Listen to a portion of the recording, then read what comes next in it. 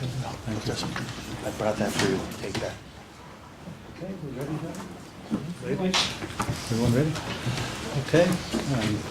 First of all, I'd like to apologize to everyone for my tardiness, but I'm still doing a lot of catch-up due to my recent health-related absences. But at this point in time, we'll start the meeting by asking everyone to stand for the Pledge of Allegiance. Pledge allegiance To the flag of the United States of America and to the republic for which it stands, one nation, under God, indivisible, with liberty and justice for all.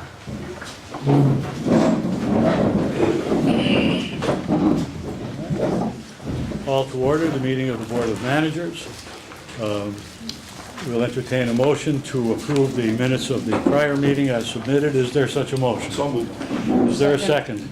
On the question, any discussion? All right. There being none, all those in favor of adopting the minutes as submitted signify by saying aye. Aye. Opposed? The ayes carry. At this point in time, opportunity for the public to address the board on agenda items only. Anyone wish to address the public on the meeting on the Board of Managers? Okay. There being none, we will move on. What you got? That's right.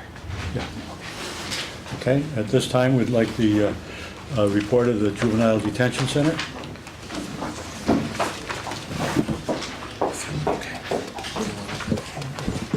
Good afternoon. Good afternoon. Good afternoon. Currently at the center, we have 2 juveniles, total 4. Two are being housed down Northampton. May admissions was 12, male 148 days of service. We did have a male housing for Luzerne County for 4 days. Overtime was at $5,237.26, and the hours broke down, well, total of 180 hours, and they're broke down in the back. Staffing hasn't changed, month to month. I did know Human Services meeting at the State Office Building on June 12th regarding the 3800 transition. We talked about that last week. And just the changes. They called yesterday. Well, they emailed me, and they withdrew all the citations. So we're good now. So everything that I was doing, they axed it. They said we were doing it correctly. So yeah. Congratulations. Thanks. And then the third task force committee meeting for the juvenile outsource is July 13th. And that concludes my report.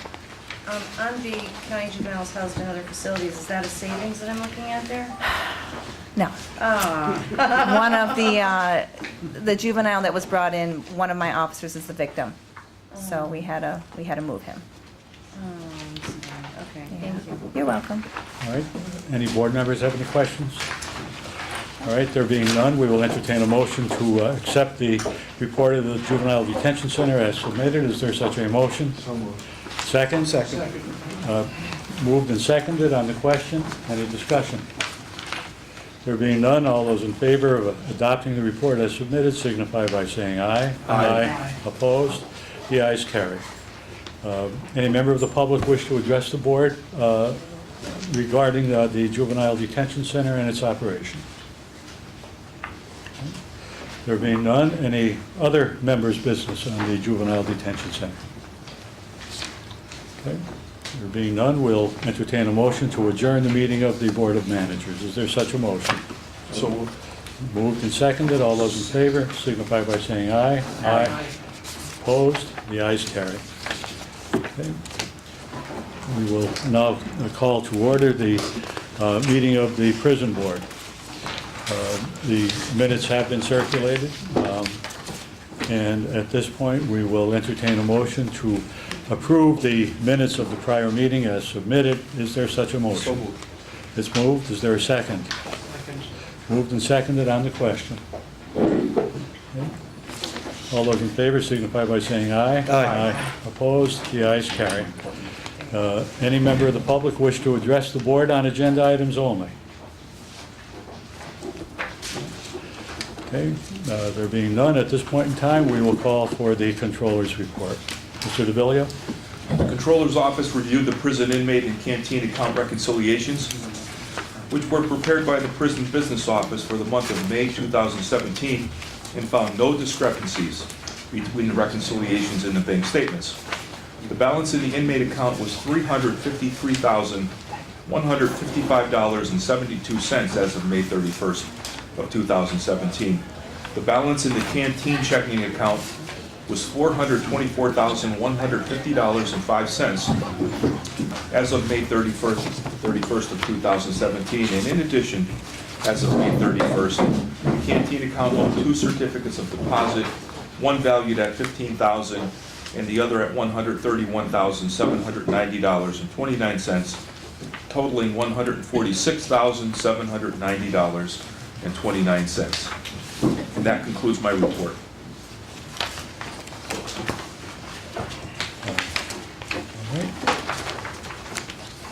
Anyone have any questions for the controller regarding his report?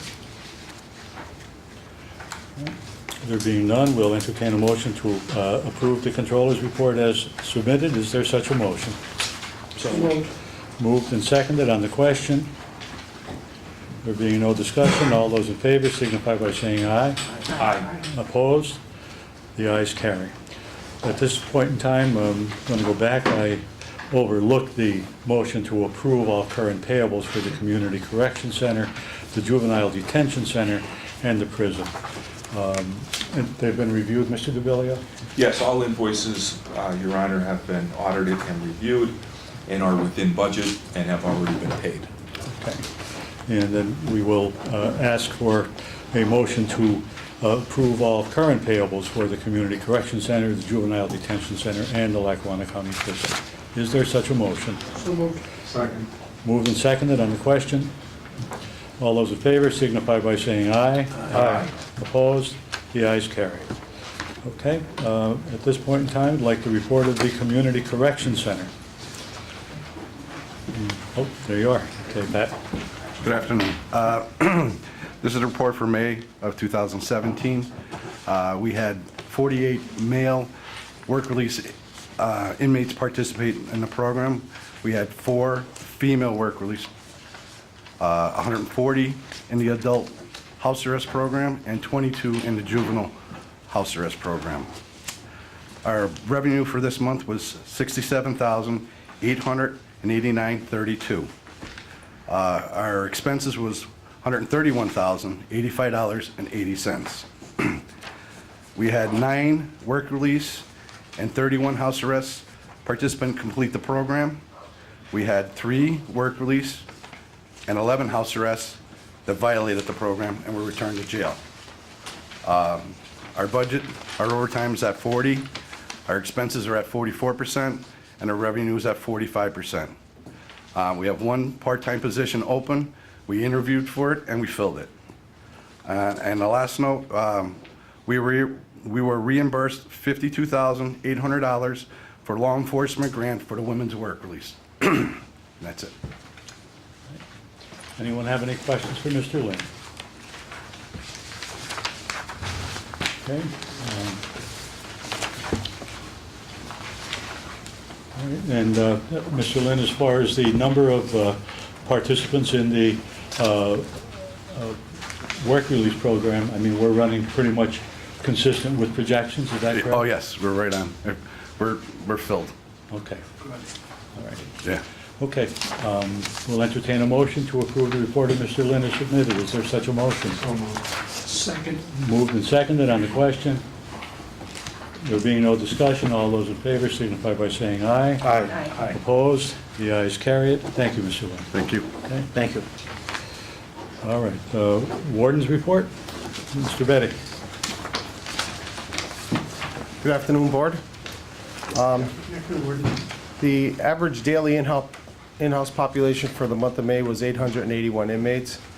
Please see the attached charts regarding overtime report, the out-of-county board report, and the community service program participation report.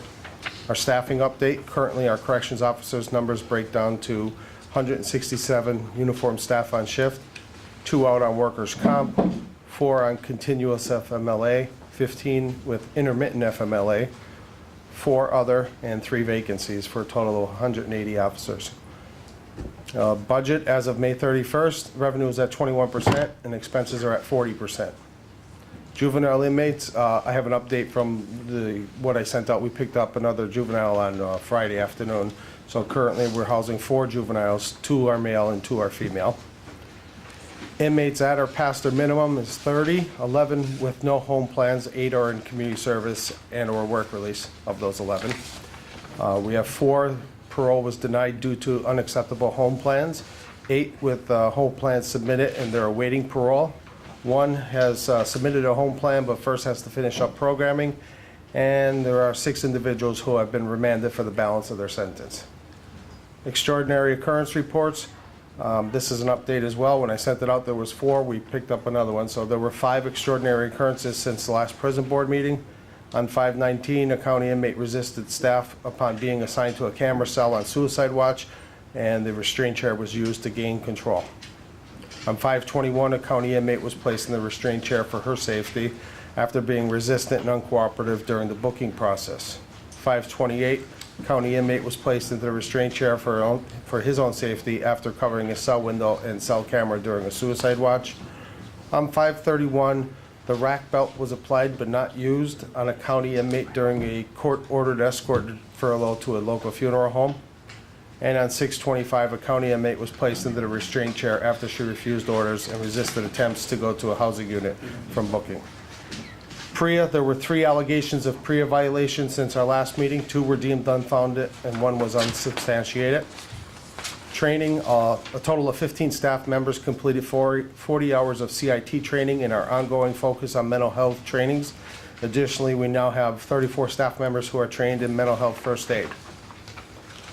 Participation Council, we've restarted the Lackawanna County Prison Participation Council. The council is a group of inmate representatives who will meet with prison administration members on a monthly basis for the purposes of enhancing lines of communication between the inmate population and the prison administration, information exchange, introduction of changes, and a means of providing the inmate population with the ability to get ideas heard and responded to.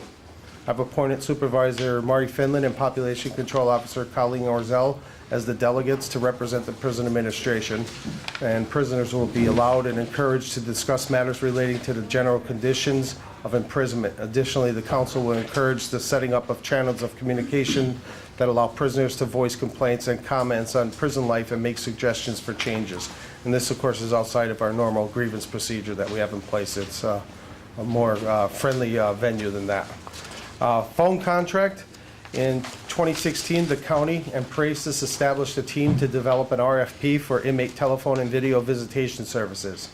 The team consisted of myself, Deputy Warden Langen, County Purchasing Director Kevin Mitchell, and representatives from PRACIS. All proposals were reviewed, and it is the recommendation of the team that the prison board provide its stamp of approval to the county commissioners regarding the negotiated contract with GTL Services. GTL is our present phone provider, and GTL's proposal was deemed the best fit for the county and for the prison.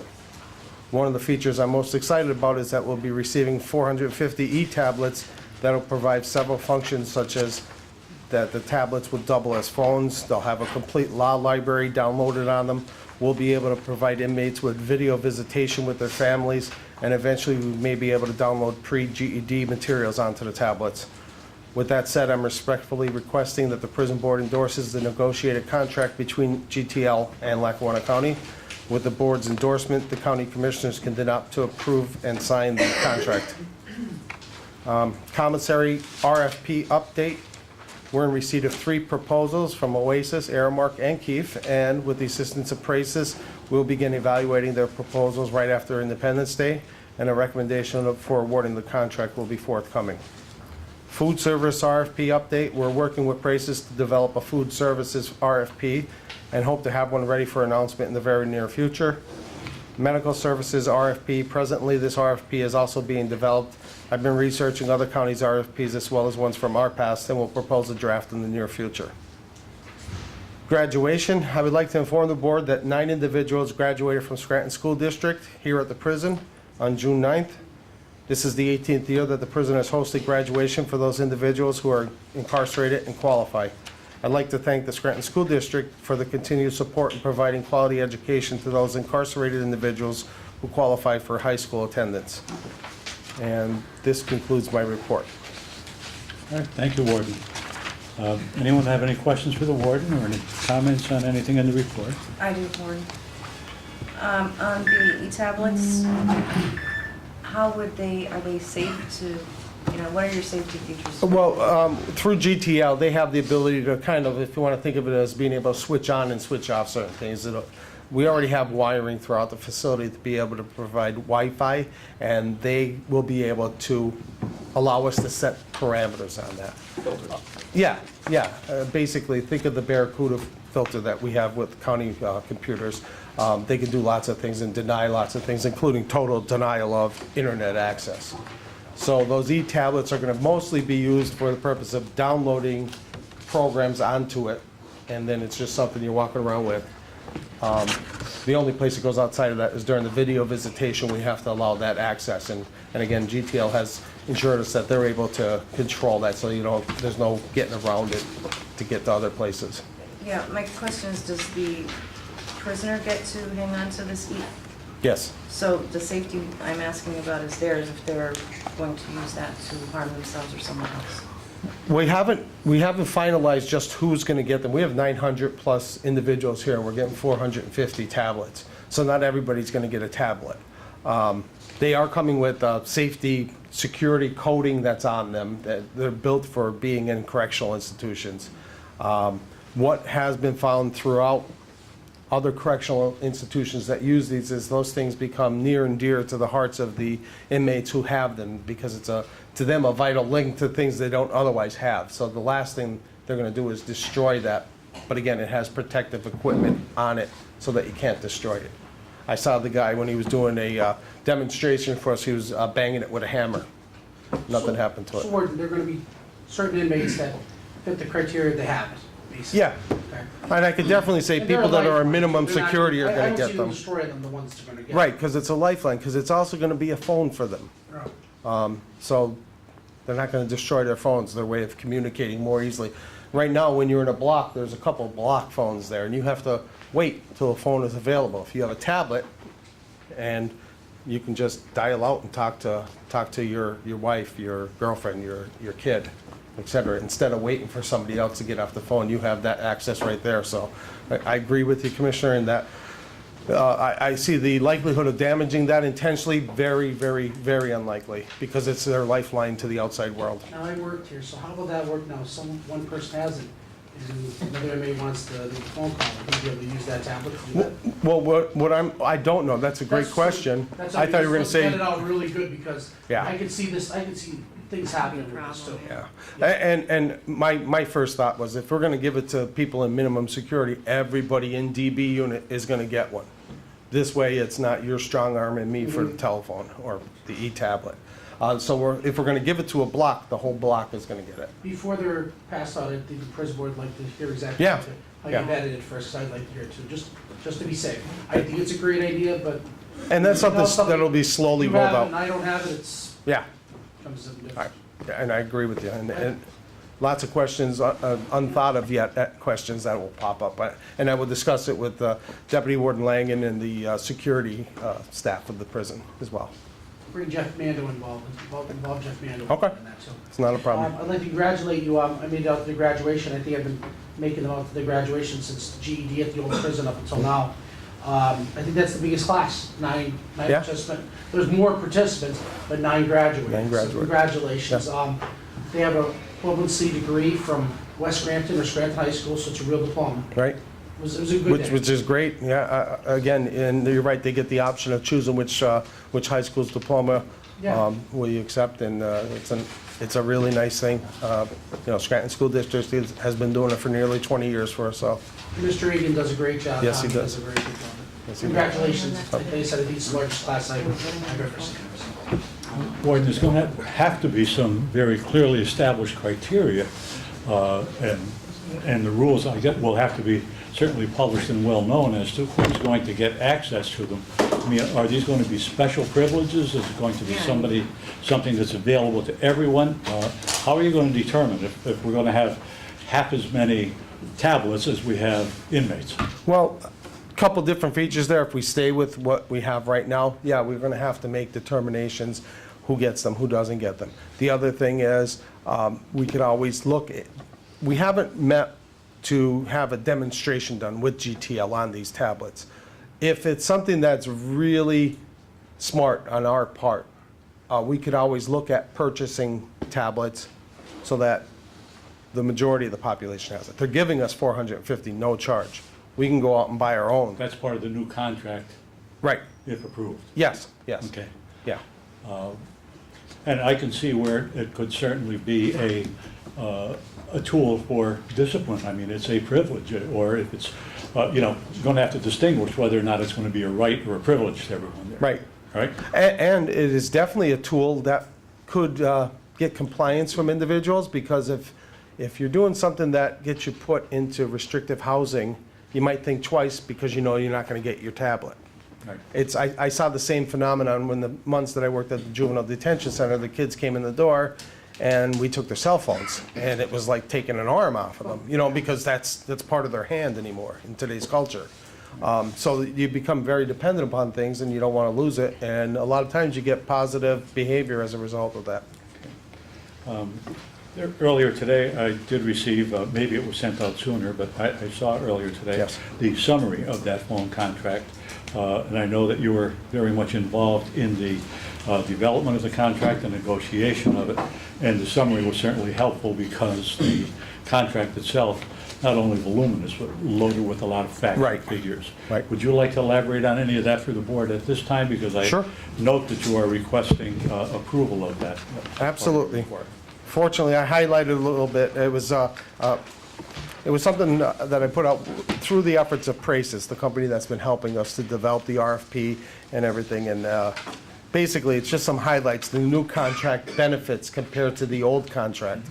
And when I say the old contract, I'm really talking about pre-2015, because the prison started making changes in 2015, especially regarding the rates that were being charged to individuals because of some federal legislation that was out there. But I'll quickly go through this, and what the end result is, the collect calling rates, there's been a reduction of 17%.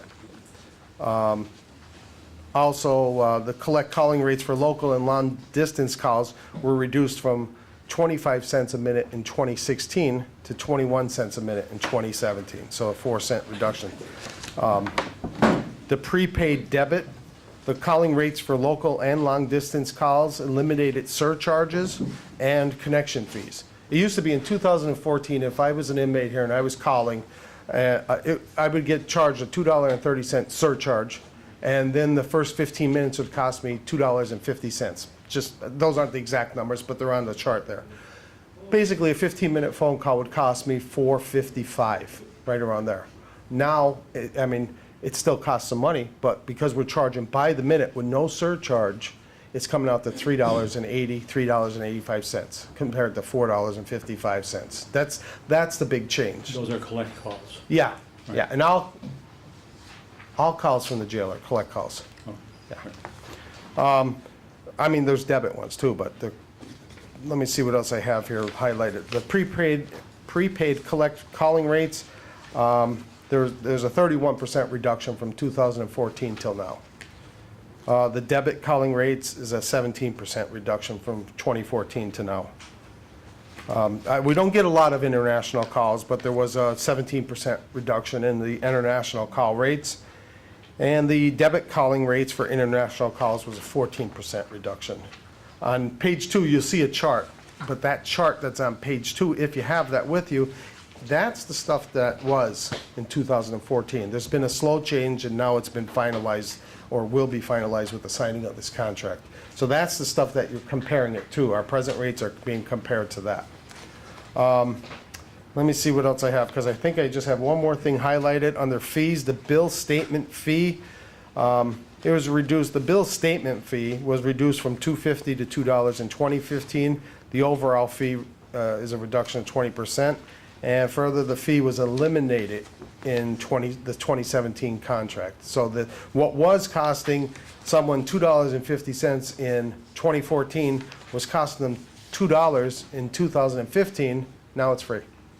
They're not getting charged for a bill statement fee. And the last thing that I have highlighted, the prepaid collect fees. Lackawanna County implemented the minimum fees required, leaving families the option to deposit funds without a fee. Now, one thing I do want to stress is these are all under the guidelines and within compliance to the FCC. There was some legislation out there that the county prison was taking a look at, and I don't know if it's even been finalized, but we took the position of, let's go with if this legislation goes out. And it was all about putting caps on the fees that inmates are being charged. So we are at or under those caps that were proposed.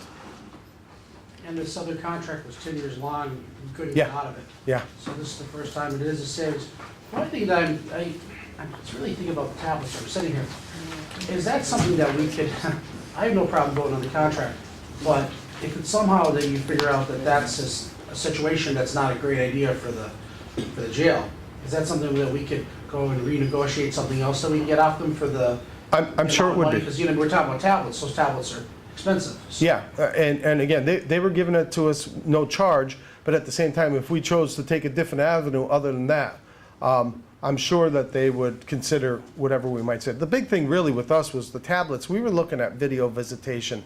Part of the RFP that was put out was for inmate phone services and video visitation, and we were going to be able to provide more visitation than is what is now offered through the tablets. We found out about the phone feature. We don't have to turn that on. We found out about all these other features. We could just leave it at video visitation, and that's the only function that the tablet would have, if we so choose to.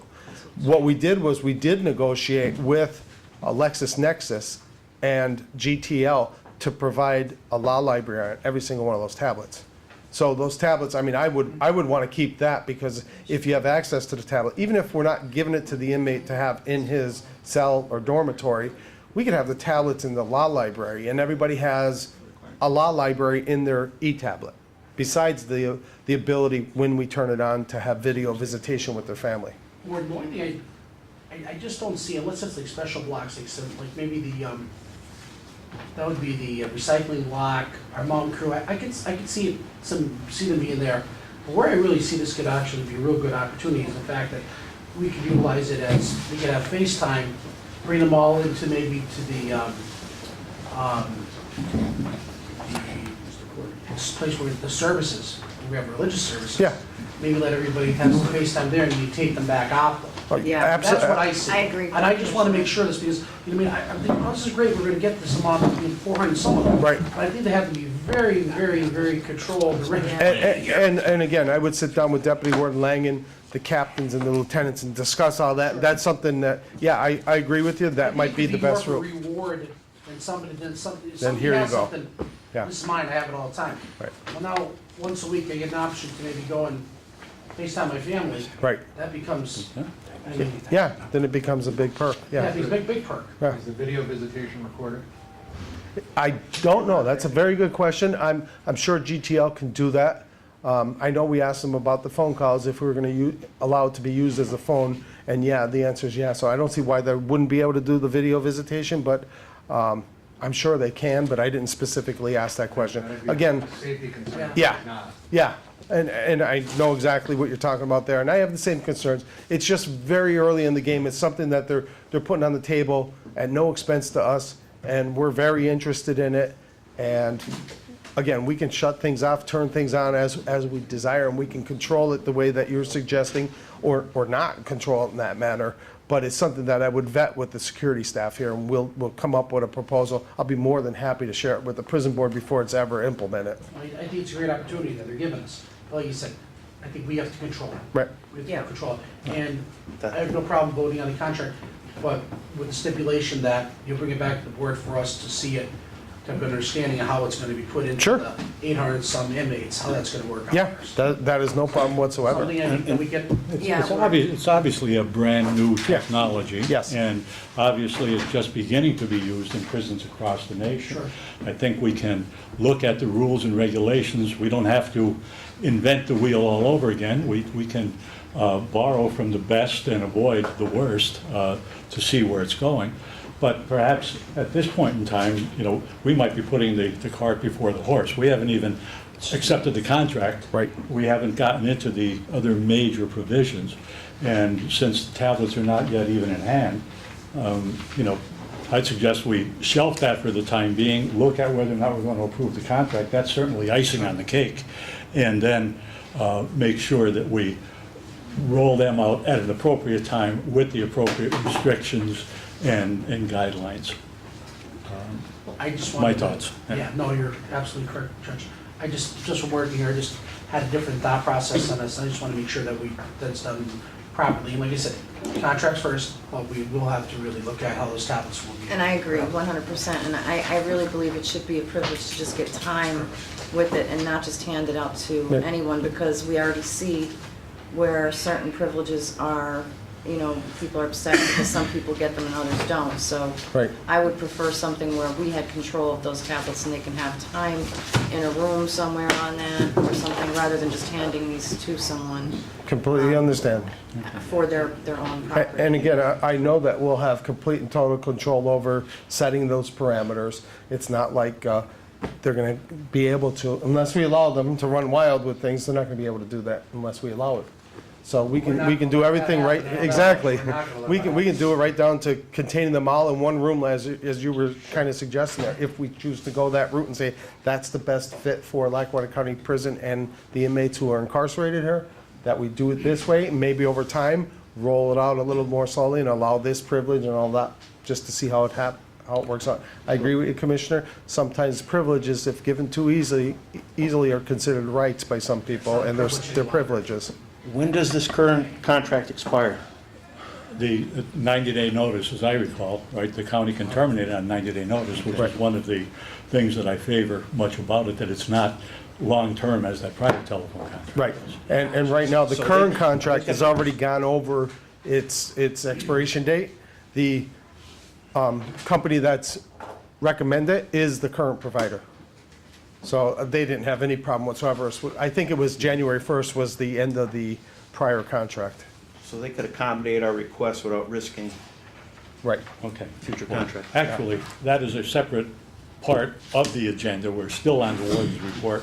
We all got sidetracked, and I apologize because I think I led the charge of sidetracking everyone. And had- But since we will have to discuss that under the proposed motion to review and approve the communication service, let's finish up on the warden's report now. Anyone have any other questions for the warden on his report? I have a couple, but I will yield to anybody else who may wish to go first. Warden, I'm delighted to see the completion by 15 staff members of the CIT training and the de-escalation. And we now have 34 members who have done that. But you point out we have 167 uniformed staff on shift. Are we on a program, or do we have like a regular basis set up to see to it that everybody's going to get that training, or is it optional? Well, my goal was first to get it to the sergeants and the counselors. That's now done. That's the sergeants and counselors, a couple lieutenants as well. I wanted to hit them first because when that need is there, the officer who's dealing with an individual who may be experiencing some mental health issues is calling for a sergeant or a counselor. So I wanted to hit them first. That's done. I have to talk with the folks at NAMI to find out when they're doing the next program, and I want to start working correctional officers into that routine as well. But I can only get maybe 10 in per class, and it's a 40-hour, it's a whole week. And through the Criminal Justice Advisory Board, we can implement those trainings, and we have. Oh, great. Okay, that's really where it all started with when we started with the Scranton Police several Right. years ago, after an unfortunate incident. But, you know, we really have been in the vanguard on that, our local area has been, and I commend you and your staff for getting our. Yeah, and we're very supportive of that. I mean, the fact of the reality is, there's a significant population with serious mental health issues that are in every single prison throughout the country, ours included.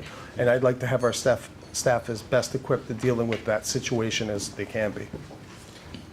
And obviously, this happened while I was out, the Participation Council. Very interesting, very appropriate, at least from my viewpoint. Do you have anything else you want to offer on that? It's something I used to do years ago. and it fell out of practice around 2011 or so. I wanted to re-implement it. I found it very fruitful because not only do you give the inmate population that venue, it also, the end result is we get a better understanding of what's going on inside of their heads, and they get a better understanding of why we do what we do and why we set rules that way. So we pick representatives that display leadership skills, knowing that they're going to be communicating with everybody else in the housing units. Good move. Good job, Lee. Thanks. Good job, Warren. Good job. Anyone have any other questions for the warden? Just one, the medical services RFP, Gordon, is Crisis involved in that? They don't do medical services, yeah, and right now I'm kind of on a raft at this point in time, raft by myself near a deserted island, but I'm reviewing Center County, Montgomery County, our old ones, Luzerne County, and a couple other. At some point in the very near future, I'm going to reach out for Kevin Mitchell and Tom Durkin and a couple other people in the county to see if they would be interested in reviewing it with me to develop a well-rounded RFP to present to the public, the entities that would be interested in putting in for. Yeah, the reason I asked, the other RFPs included Yes. Crisis. Yeah, I asked them, I begged them, they don't do that. I said too many complications involved. I understand. And as long as that topic came up, let me just point out that there is no legal requirement that RFPs be done, that the professional services by law can be directly led. And I believe this has come about because of perhaps an off-the-cuff comment that I made at the last meeting that I attended several months ago. But that was not by any means meant to impugn or question the quality of care that's being delivered by correctional care. My concern in bringing it up was to be certain that we're in compliance with the law. But I will be guided by, and I think we all should be guided by the legal staff of the county and our solicitor. All right, there being no further questions for the warden on his report, is there a motion to accept the report as submitted? So moved. So second? Moved and seconded on the question. All those in favor signify by saying aye. Aye. Opposed? The ayes carry it. Warden, thank you. Thank you, Your Honor, I did have one more. I just wanted to see if I could request an executive session to discuss mental health care issues with the board. Yes, okay. Now, later, it doesn't matter. Let's see if we can get through the rest of the items, and then we will come back to your Okay, request. thank you. All right? Okay. And at this point in time, we will entertain a motion to approve the proposed Lackawanna GTL agreement. Is there a motion to approve? So moved. Is there a second? Second. Okay, moved and seconded. On the question, any discussion regarding, we had a brief overview of the agreement by the warden. As summary, I found to be helpful. We all did receive a copy of the document that's entitled Inmate Communication Services Agreement. On the question, Chairman, I just want to make sure that it's noted, there's concerns in regard to the tablets and the perceived policy and procedures that are going to be utilized for those. And I would request that we would add that somehow into our notes, that that specific portion of this contract would require yet another approval by this board and the Lackawanna County Commissioners Board to approve the policy and procedure on use of those iPads. Maybe I can help in shaping the motion. Yes, That please. it would, are you moving to approve the contract as submitted, but requiring that the rollout and the implementation of the tablets that are a part of that agreement only be done after the specific approval of the prison board and the Board of Commissioners? Thank you very much. Yes. Okay? All right, that is the motion. Is there a second to that motion? I'll second it. It's moved and seconded. All those in favor signify by saying aye. Aye. Opposed? The ayes carry. Okay. Here's my agenda. And at this point in time, an opportunity for the public to address the board before we go into the executive session on the medical matter.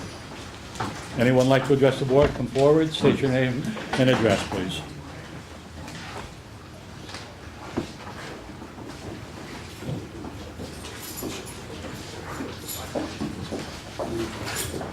Good afternoon. My name is Denise Traber, and I am the Director of Training and Employment Services with Pathstone Corporation. I'm sorry, I didn't get your name. Denise Traber. Traber? Traber, Traver.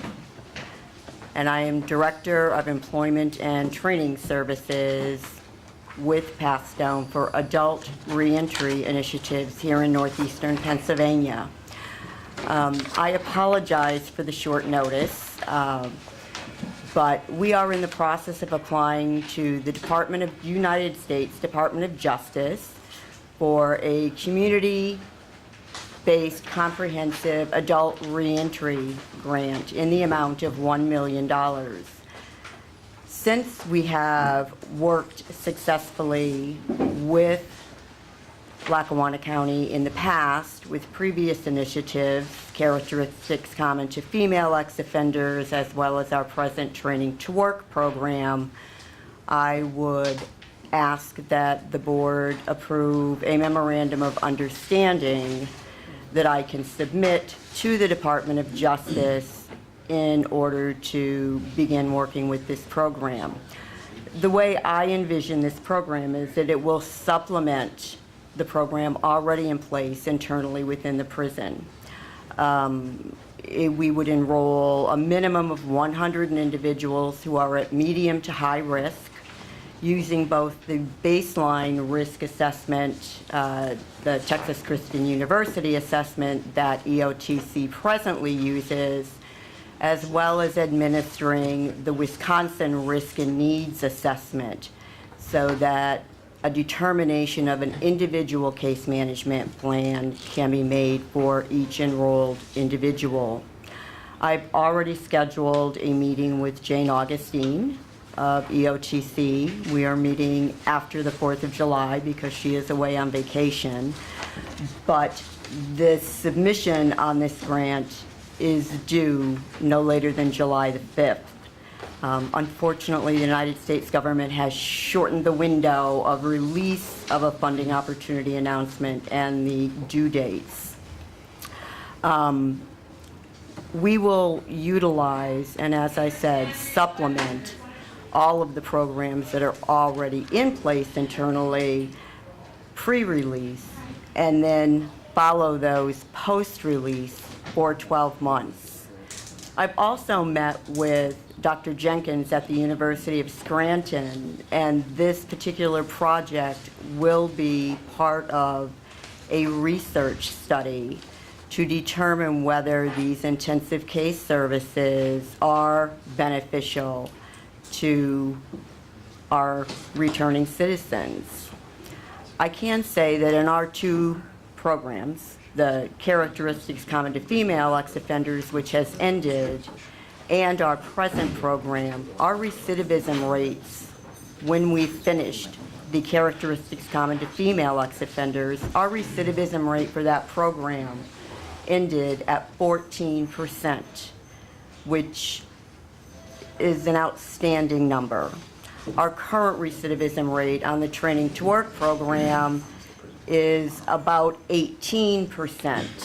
Unfortunately, we're enrolling just people who are in work release programs in that program, and they have not all completed all of their training. I will entertain questions. This is a 36-month program, start date of October the 1st of 2017, 6 months planning, and an end date of September 30th of 2020. Warden, do you have any input on this? Are you familiar with any of this? I haven't even spoken to Warden Betty about it because it's been crazy, and I apologize for all of this. I'm just wondering what impact this would have on the reentry program. I think we need more information.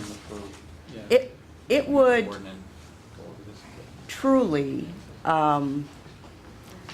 provide funding to continue to supplement the services already in place, but to continue providing services post-release, including education and training and employment. So it would supplement the present reentry services being provided and then continue those services post-release. But have you discussed that with any members? You know, this reentry project we've had going for Several Couple of years. correct. And I understand that. And I have spoken to Jane Augustine at EOTC, as I indicated, and we do have a meeting scheduled. Unfortunately, she is away on vacation this week. I had a death in my family and was out last week. So it has really scrunched the time. I would welcome the opportunity for you to review it. Obviously, Warden Betty has a copy, and if anyone has any questions, feel free to get in touch with me. I only ask that you take it under consideration. The goals are certainly worthwhile. They are all things that we are interested in. It's helping people re-enter the community. Exactly. And from my viewpoint, I would like really input from the warden, from the current Exactly. chairman of the reentry program. And then perhaps we would be able to develop some intelligent questions. Right now, I don't feel that I can. Exactly. Okay? And again, I apologize Okay. for the short notice. Thank you, Ms. Draper. Thank you. Warden and EOTC. Anyone else from the public?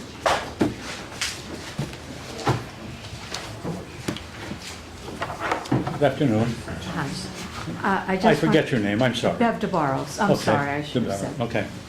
About, of course, getting these used paperback books that have been donated into the prison to the inmates. Right now, Deputy Warden Dave Langen has a vision with, and he's accepting applications for volunteer support staff we would go through a training and then actually go in there and distribute the books. So that's the first good thing. And the other thing I'd like to say is next Thursday, July 6th, we're having a meeting at the Albright Library. This will be our second meeting. Jack Finnerty has ways to support this program. In fact, he's going to give us one of his employees, probably on a weekly basis.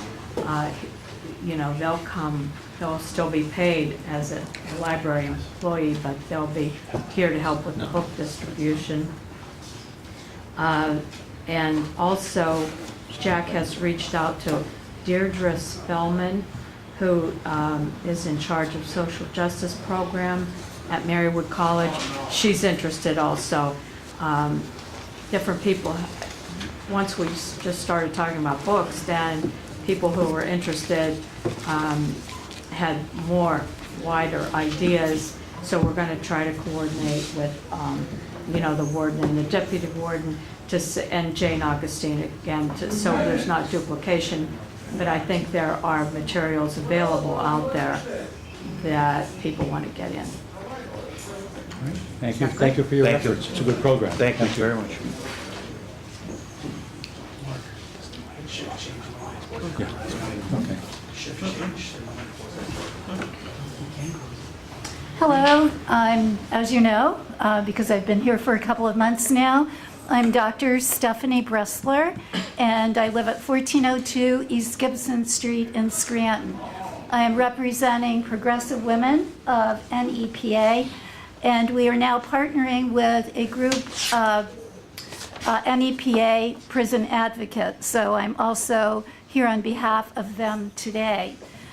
We're very pleased to hear about the Participation Council. I believe that the warden talked a little bit about how inmates are selected to be on that council, but I couldn't hear him. So I'm asking the question, how are inmate representatives selected? Yeah, go ahead, Warden. Initially, Dr. Bressler, we're picking individuals. The goal is for the blocks themselves to unofficially elect an individual to be representing the entire block. Okay, so women and men will be proportionally represented? Yeah, matter of fact, we met with the women today. We haven't met with any men yet, but we met with the women in both housing units. So ladies first, even at the Ladies first, Lackawanna yes. County Prison, is that Yes, correct? sir. Okay, very happy to hear that that council is restarted.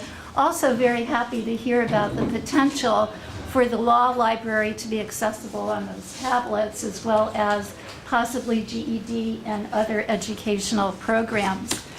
As a follow-up from past meetings, in April, I requested in writing the pay rates for jobs for men and women.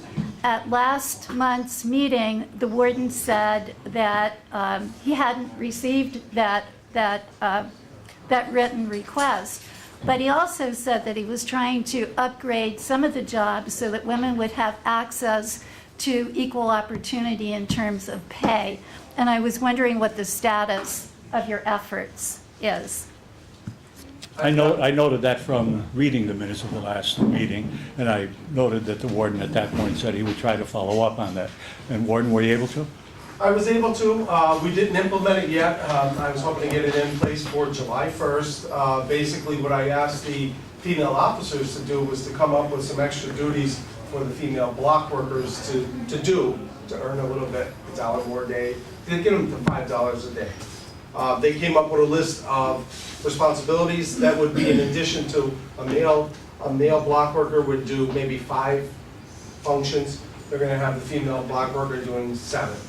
I'm just using the simplistic. And why would the female block workers do more than the male? Well, There was it's the obvious because all question. block workers are getting, say, $4, and males had access to $5 a day jobs, not $4, and females did not have access to those $5 a day jobs. So we were attempting to create a couple $5 per day jobs for the female individuals as well. It's additional jobs, not additional duties. No, same jobs, but additional duties to get an extra $1 a day. To give them the opportunity for $5 per day jobs. Which Okay. right now, there's only one job, and that's working on as a reception cleaner that's available for female offenders to make $5 a day. Doctor, any other questions? Okay, so you expect that to be July 1st. July 1st? July 1st. Oh, wonderful. Okay, also, we're pleased to hear that the commissary contract has been bid out. I did have an opportunity to look at that RFP, and it says that prices for commissary items may not be higher than prices offered for retail sale in local Scranton stores. So I'm hoping that that will be the case and that will be monitored, and that we're not talking about retail prices in more upscale stores, but truly retail prices that we would all be expected to pay. I also saw in that RFP that if there is a pre-printed price, that the item must be sold at that price or lower, and that will be monitored. So who will be monitoring? That's, if you don't mind, Your Honor, Go ahead. that's part of the function of our hiring prices. They help us not only with the development of the RFP, but with the follow-through and the auditing of the award winner for these contracts. Because at the last meeting, there were questions about prices on commissary items. Okay, and then finally, again, we're pleased to see that the medical contract will be bid out, even though it doesn't have to be. We understand that, and that an RFP is being developed. Our group is very, very concerned about the quality of care. We know that we can't discuss lawsuits here, but we know that since the last meeting, there has been a lawsuit filed alleging that that appropriate care and monitoring for an inmate suffering from mental health issues, that he is alleging that care was certainly not adequate. So we are just reminding the board, I'm sure you don't have to be reminded of this, that in addition to the importance of providing quality of care here, monitoring that actually occurs, and the legal accountability that is should be part of this process, means that when there's a lawsuit, it might be against the medical provider, but it's also against the prison, and it's also times against those of you who are sitting on this board. So while we are coming from the quality of care perspective, we just remind you that that legal accountability and liability is another reason that you should be looking at how this medical contract is awarded. Thank you, Okay? Doctor. All right. Thank you. Anyone else from the public?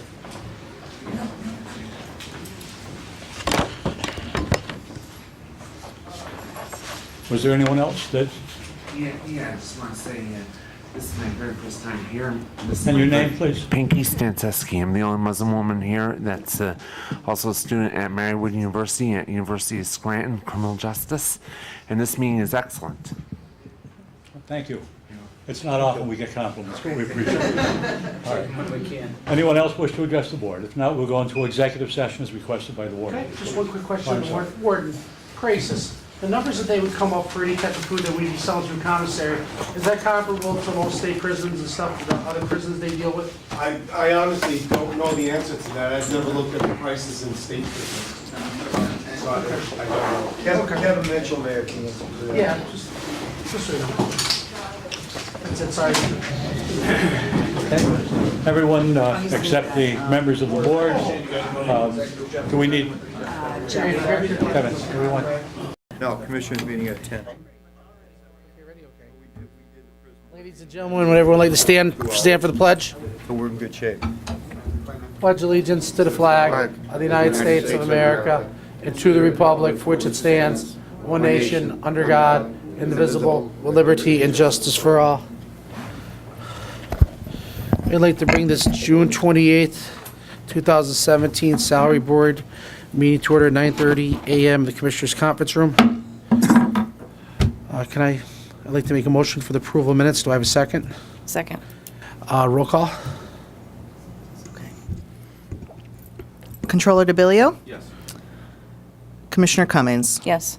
Commissioner Terriani? Yes. Commissioner O'Malley? Yes. Okay, motions. Economic development. Opportunity for the public? The Oh, first- sorry, opportunity for the public to address the board on agenda items only.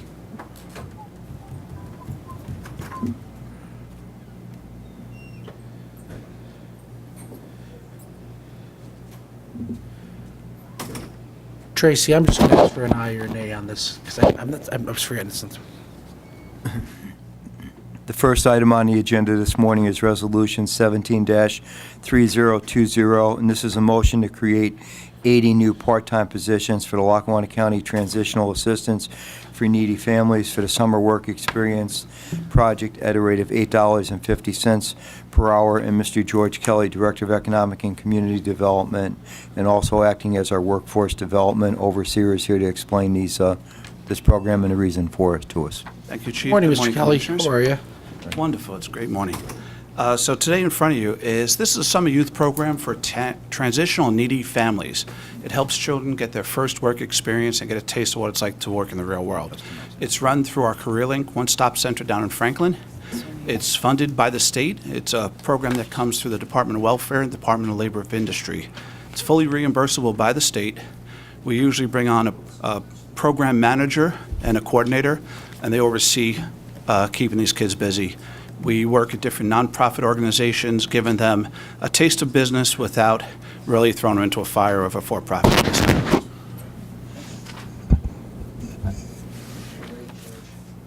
Board have any questions? George, the board have any questions for Mr. Kelly? I reached out to George Kelly yesterday when I saw this on the agenda. Thanks for getting back to us, George. Just wanted to, can you tell us what the process is of, who selects the workers and that type of thing? And Definitely will.